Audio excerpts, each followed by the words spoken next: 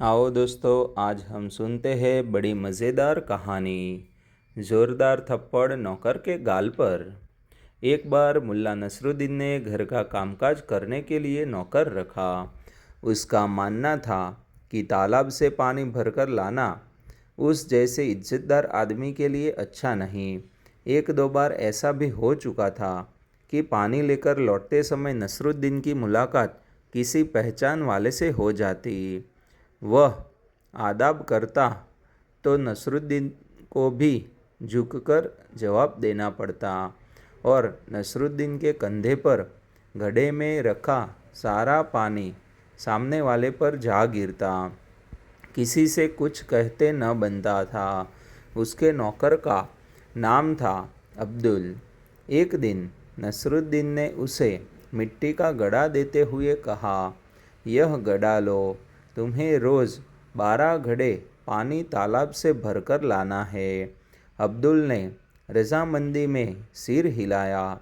जैसे ही वह जाने को तैयार हुआ कि नसरुद्दीन बोला, सुनो, सावधानी बरतना, घड़ा टूटना नहीं चाहिए। अब्दुल मुड़कर जाने लगा तो नसरुद्दीन फिर बोला, चौकस रहना, यदि तुमने घड़ा तोड़ दिया तो थप्पड़ खाना पड़ेगा, याद रखना। अभी अब्दुल दरवाजे तक पहुंचा ही था कि नसरुद्दीन ने चिल्लाकर हाथ से इशारा करते हुए वापस बुलाया। हैरान परेशान नौकर वापस नसरुद्दीन के सामने जा खड़ा हुआ।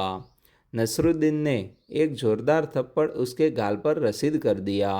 पटाक की आवाज़ हुई। अब्दुल के हाथ से घड़ा छूटते छूटते बचा।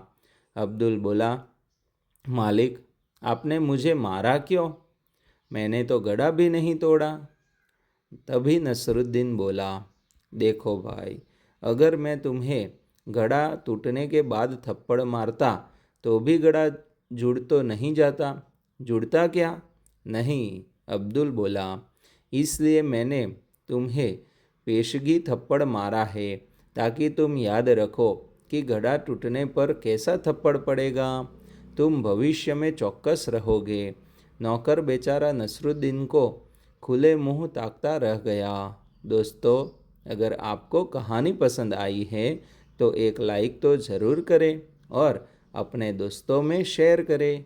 और इसी तरह की और भी कहानियाँ के लिए जल्दी से इस चैनल को सब्सक्राइब कर दीजिए।